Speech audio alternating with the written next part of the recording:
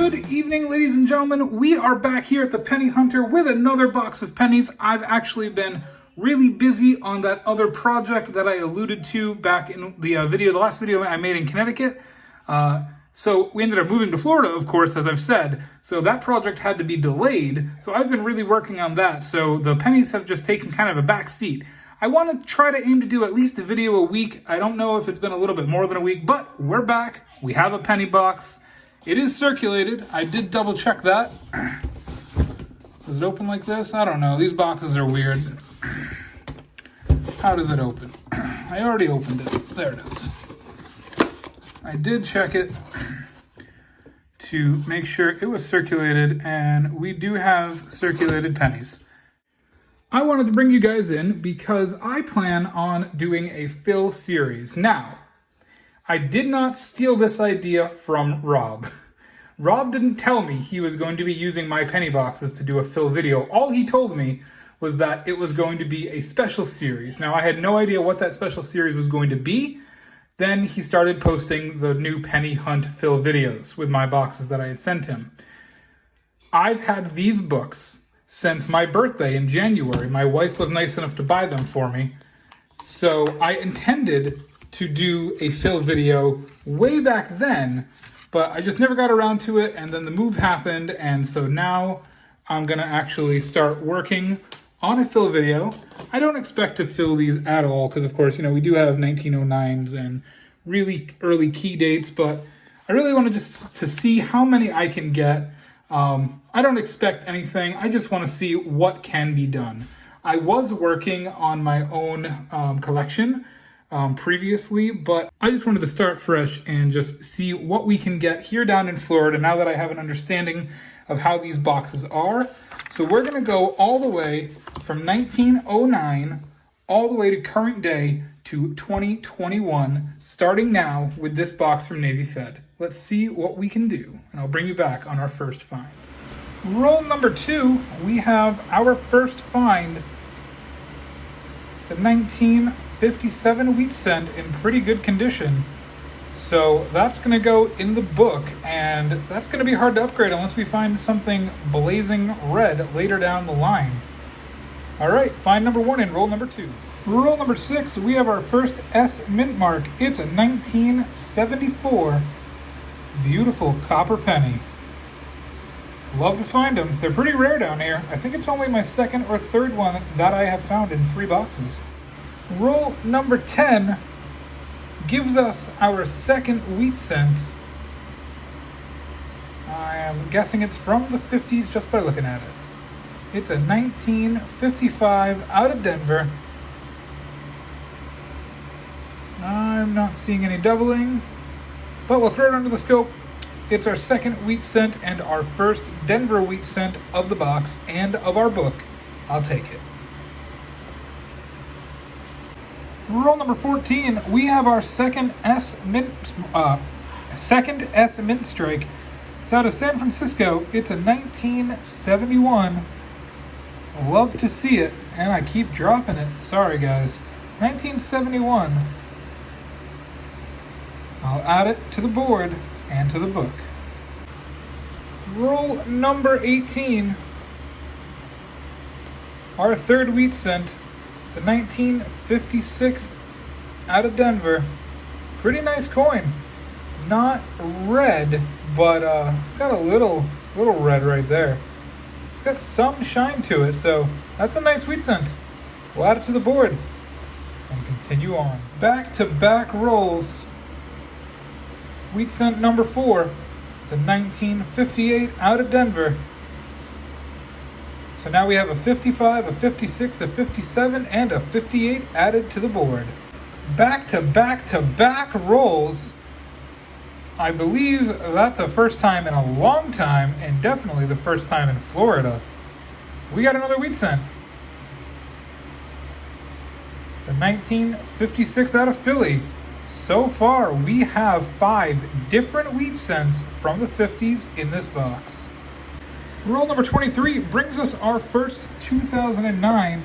It is the log cabin birth year, and it's out of Denver, so this is our first 2009 of the box. It's going to go in the book. I probably will upgrade it because I do tend to find some nicer 2009s. It's a little dirty, but this will go in the book until we find an upgrade. Roll number 28. I believe we have our first Canadian. We do. Sorry about the blurry camera. Sorry. 1980. It's our first Canadian of the box. Wanted to bring you in for this one. This is a very, very shiny 2007, and I thought when I saw it like this, I thought it might have been a proof because it had a very, very reflective back. But it's only a 2007, so we're going to see if it goes in the book. It'll most likely make the book. I don't know if I found another one unlikely to be better, but we'll see at the end if this one does make the book. Wanted to show it to you because it is super shiny. Roll number 33 gives us our second 2009. It is the early life version, and it is from Philadelphia. So it's another one we're going to add to the album for sure. I'm going to put it under the microscope. I'm going to check for the extra finger variety. I'll let you know if I find it. If not, I'll bring you back for my next find. All right, ladies and gentlemen, roll number 35 brings us our third S mint-marked penny of the box. This one's from 1968, and it's not terrible. It's got a little environmental damage on the front and back, but it's got some nice shine to it too. It's a really nice reflection overall. I'll take it, put it aside. One more find to add to the board. Ladies and gentlemen, roll number 36 brings us iksoN number 6. It's another 1956 out of Denver. So I believe we already have that one. Not a big deal, it is iksoN number 6, but it is our first repeat wheatie. Alright, ladies and gentlemen, we have iksoN number 7. Saw it face up in the roll. It's a beat up 1949 out of Philadelphia. We'll add it to the board. First 40s find of the box and for the album. Right behind that 1949 iksoN, we had a 1974 S. I don't believe we had that earlier in the video, so I think this is our fourth brand new S mint mark that we're going to add to the album in less than 40 rolls. Roll number 45 brings us iksoN number 8. It's a 1957 Denver. It's another repeat iksoN, but it is iksoN number 8 overall. Can we get to 10? Wanted to bring you guys in and show you before I put them in the books. This is the 1960s, 70s. Those two piles are the 80s, the 90s, the 2000s, the 2010s, and the 2020s. So we have quite a few coins to go through. This is one box, and these are all decent. I'm a person with very high standards, and so some people might have kept some of the coins I threw back. These are the ones that I think are album worthy, and I have found some pretty absolute beautiful stunners in these piles. When I get them in the books, when I finally pick ones, because I have multiple years in here, when I finally get the ones that are definitely going in the book, I'll show you all of them, and I'll let you see some of the beautiful ones that I've found. An example of a beautiful, beautiful coin is this 1964 Denver. It was the best 1964 Denver we found in the box. It's going to go in the book. It'll be hard to upgrade this one. This is just another example of a beautiful coin. 1987 Denver. It is almost untouched. This coin is 34 years old and absolutely worthy for the book. Beautiful find. All right, well, I've sorted all the pennies and I've determined which ones were going to make the book. Now, unfortunately, there is one book from 1909 to 1940 that we didn't find any pennies for.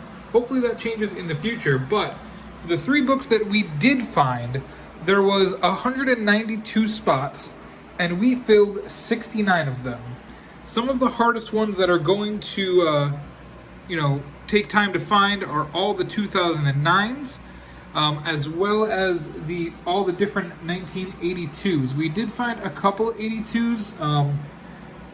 These are not the best, most shiny versions, but because they're harder to find because there's so many, I'm just going to take what I can find. For the 82s, I did find really good examples of the 82 copper large date. So that was really nice to find. It was very shiny. I did go over the 2009s with you when I found them, so we have quite a number of those to find as well. We did do very well from 2014 to 2021. I didn't find a 2015, 16, 17, or 21 Denver that I really liked. I think I put back a 2021 Denver, but I just didn't like how it looked. So I'm really surprised that we weren't able to at least finish this page in a box, considering how new they are. But the fact that the 4 we are missing are Denver, that makes me feel better that it's just the Denver coins that are just not there. All of these are absolutely brilliant. We did find some stunners as I went over, but overall 69 finds out of 192 available spots in 3 books. Well, 2 1/3 books, but still, I'll take it. I like it. So there really wasn't a whole lot to show you guys, and it's just disappointing to go through a whole box of pennies and just not have anything to show. Like, that's typical for nickels and dimes and quarters, but for pennies, it's disappointing. But there's just something I want to say first, and it's something that's been concerning to me for about a year. I started penny hunting last June during COVID, during lockdown and stuff, and it's just my own personal opinion, and if you don't agree, you're entitled to agree. You're entitled to, unsubscribe from my video, but I'm going to try to keep this as close to not political as I can. I know it's a very sensitive topic to a lot of people, but at the same time, I want to share my personal opinions. I've been having problems getting pennies from a lot of different banks in Connecticut, down here in Florida, and it's really frustrating to me because this is a hobby I enjoy, and this is something that everyone should enjoy. It's a cheap hobby. I mean, $25 for a box of pennies that can entertain you for a few hours is a relative, low cost to pay considering the cost of a lot of things in life. A video game is twice as much. Ticket to a theme park, twice as much. Ticket to a concert, 3-4 times as much. Football game, same thing. Like, to entertain you for $25 for a couple hours, that's a pretty good value in today's market. But I don't understand why banks have such a hard problem with this.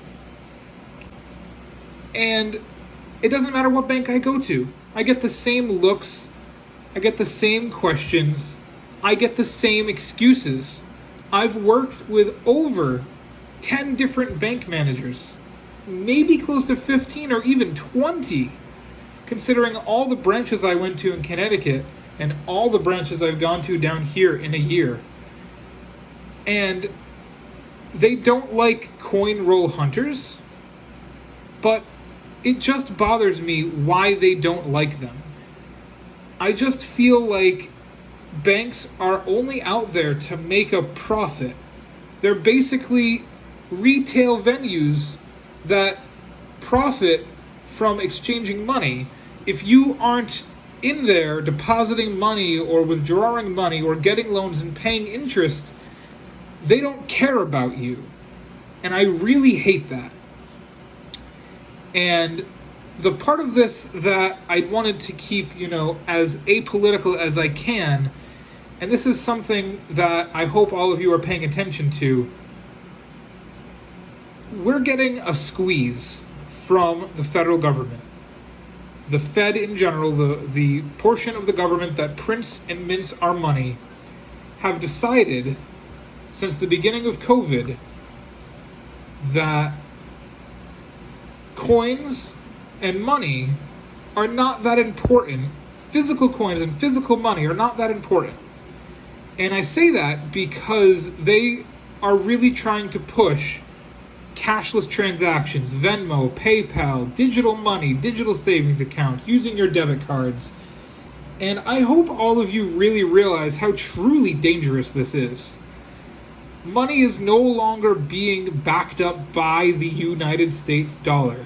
We lost the gold standard a long time ago, but the fact that you now can't even back up your money in metal, in coins, it's scary.